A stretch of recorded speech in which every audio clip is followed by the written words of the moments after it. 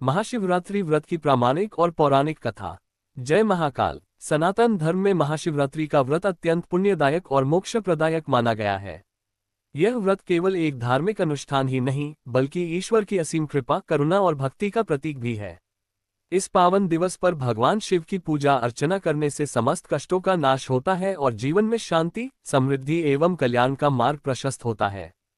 पुराणों में महाशिवरात्रि व्रत की अनेक अद्भुत कथाएं मिलती हैं, जिनमें से एक कथा शिकारी चित्रभानु की है।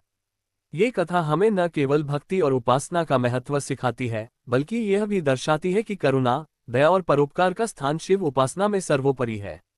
आइए इस पवित्र कथा का श्रवण करें और शिव कृपा को प्राप्त करें। पूर्व काल में चित्रभानु नामक एक शिकारी था। जानवरों की हत्या करके वह अपने परिवार को पालता था। वह एक साहूकार का कर्जदार था, लेकिन उसका ऋण समय पर न चुका सका। क्रोधित साहूकार ने शिकारी को शिवमठ में बंदी बना लिया। संयोग से उस दिन शिवरात्रि थी। शिकारी ध्यानमग्न होकर शिव संबंधी धार्मिक बातें सुनता रहा। चतुर्दशी को उसने शिवरात्रि व्रत की कथा भी सुनी। शाम होते ही साहूकार ने उसे अपने पास बुलाया और ऋण चुकाने के विषय में बात की। शिकारी अगले दिन सारा ऋण लौटा देने का वचन देकर बंधन से छूट गया। अपनी दिनचर्या की भांति वह जंगल में शिकार के लिए निकला, लेकिन दिन भर बंदी गृह में रहने के कारण भूख प्यास से व्याकुल था।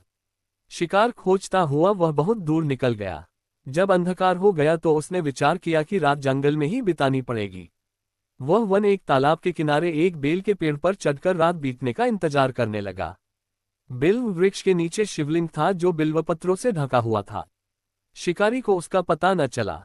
पड़ाव बनाते समय उसने जो टहनियां तोड़ी, वे संयोग से शिवलिंग पर गिरती चली गई। इस प्रकार दिन भर भूखे प्यासे शिकारी का व्रत भी हो गया और शिवलिंग पर बिल्वपत्र भी चढ़ गए। एक पहर रात्रि बीत जाने पर एक गर्भिणी हिरनी तालाब पर पानी पीने पहुंची।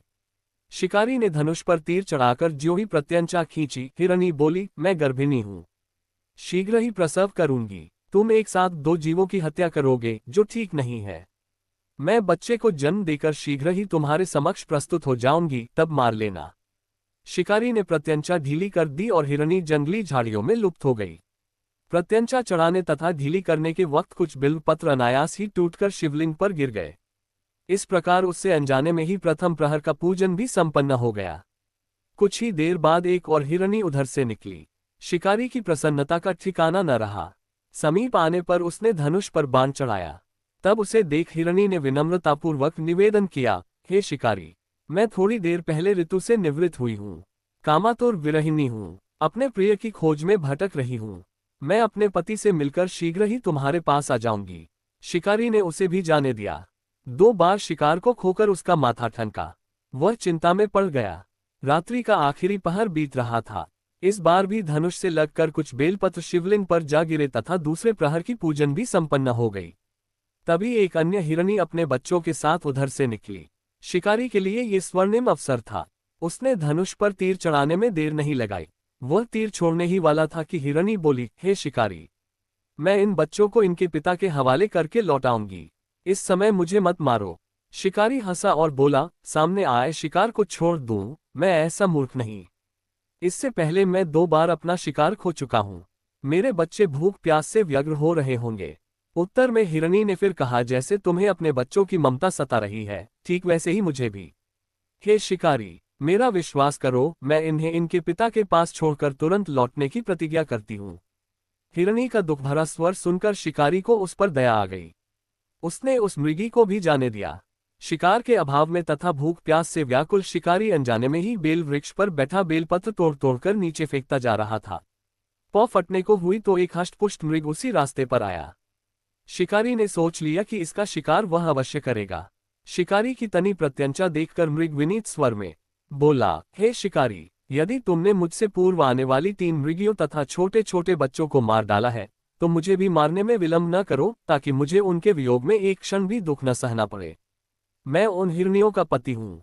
यदि तुमने उन्हें जीवनदान दिया है तो मुझे भी कुछ क्षण का जीवन देने की कृपा करो।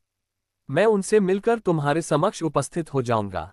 मृग की बात सुनते ही शिकारी के सामने पूरी रात का घटनाचक्र घूम गया। उसने सारी कथा मृग को सुना दी। तब मृग ने कहा, मेरी तीनों पत्नियां जिस प्रकार प्रतिज्ञाबद्ध होकर गई हैं, मेरी मृत्यु से अपने धर्म का पालन नहीं कर पाएंगी। अतः जैसे तुमने उन्हें विश्वासपात्र मानकर छोड़ा है, वैसे ही मुझे भी जाने दो। मैं उन सब के साथ तुम्हारे सामने शीघ्र ही उपस्थित होता हूँ। शिकारी ने उसे भी जाने दिया। इस प्रकार प्रातः हो आए। उपवास, रात्रि जागरण तथा शिवलिंग पर बेलपत्र चढ़ने से अनजाने में ही पर शिवरात्रि की पूजा पूर्ण हो गई। पर अनजाने में ही की हुई पूजन का परिणाम उसे तत्काल मिला। शिकारी का हिंसक हृदय निर्मल हो गया। उसमें भगवत शक्ति का वास हो गया। थोड़ी ही देर बाद वह मृग सपरिवार शिकारी के समक्ष उपस्थित हो गया ताकि वह उनका शिकार कर सके, किंतु जंगली पशुओं की ऐसी सत्यता, सात्विकता एवं सामूहिक प्रेम भावना देखकर शिकारी को बड़ी ग्लानि हुई। उसने मृग परिवार को जीवनदान दे दिया। अनजाने में शिवरात्रि के व्रत का पालन करने पर भी शिकारी को मोक्ष की प्राप्ति हुई।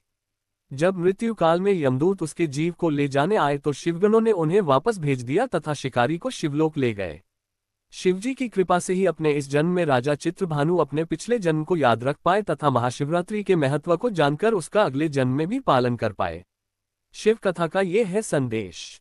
शिकारी की कथानुसार महादेव तो अनजाने में किए गए व्रत का भी फल दे देते हैं, पर वास्तव में महादेव शिकारी की दया भाव से प्रसन्न हुए। अपने परिवार के कष्ट का ध्यान होते हुए भी शिकारी ने मृग परिवार को जाने दिया। ये करुणा ही वस्तुतः उस शिकारी को उन पंडित एवं पुजारियों से उत्कृष्ट बना देती है जो कि सिर्फ रात्रि जागरण, उपवास एवं दूध, दही, बेलपत्र आदि द्वारा शिव को प्रसन्न कर लेना चाहते हैं। इस कथा में सबसे महत्वपूर्ण बात यह है कि इस कथा में अनजाने में हुए पूजन पर विशेष बल दिया गया है। इसका अर्थ यह नहीं है कि शिव किसी भी प्रकार से किए गए पूजन को स्वीकार कर लेते हैं अथवा भोलेनाथ जाने या अनजाने में हुए पूजन में भेद नहीं कर सकते हैं। वास्तव में वह शिकारी शिव पूजन नहीं कर रहा था। इसका अर्थ ये भी हुआ कि वह किसी तरह के किसी फल की कामना भी नहीं कर रहा था। उसने मृग परिवार को समय एवं जीवन दान दिया जो कि शिव पूजन के समान है। शिव का अर्थ ही कल्याण होता है। उन निरीह प्राणियों का कल्याण करने के कारण ही वह शिव तत्व को जान पाया तथा उसका शिव से साक्षात्कार हुआ। परोपकार करने के लिए महाशिवरात्रि का दिवस होना भी आवश्यक नहीं है। पुराण में 4 प्रकार के शिवरात्रि पूजन का वर्णन है। मासिक शिवरात्रि, प्रथम आदि शिवरात्रि तथा महाशिवरात्रि। पुराण वर्णित अंतिम शिवरात्रि है नित्य शिवरात्रि। वस्तुतः प्रत्येक रात्रि ही शिवरात्रि है अगर हम उन परम कल्याणकारी आशुतोष भगवान में स्वयं को लीन कर दे तथा कल्याण मार्ग का अनुसरण करें, वही महाशिवरात्रि का सच्चा व्रत है। तो मित्रों, ये थी महाशिवरात्रि व्रत की अद्भुत और प्रेरणादायक कथा। इस कथा से हमें ये सीख मिलती है कि शिव केवल उपवास, पूजन और अनुष्ठान से ही प्रसन्न नहीं होते, बल्कि सच्ची करुणा, दया और परोपकार ही शिव भक्ति का सर्वोच्च रूप है। जब हम किसी जीव के कल्याण के बारे में सोचते हैं तो हम स्वयं शिव तत्व के निकट पहुंच जाते हैं। आपको ये कथा कैसी लगी? अपने विचार हमें कमेंट में जरूर बताएं। अगर आपको यह वीडियो पसंद आया हो तो इसे लाइक करें, शेयर करें और चैनल हुकम सिंह मोगिया को सब्सक्राइब करना न भूलें। ऐसे ही और भी रोचक पौराणिक कथाओं के लिए जुड़े रहें हमारे साथ। जय भोलेनाथ, हर हर महादेव।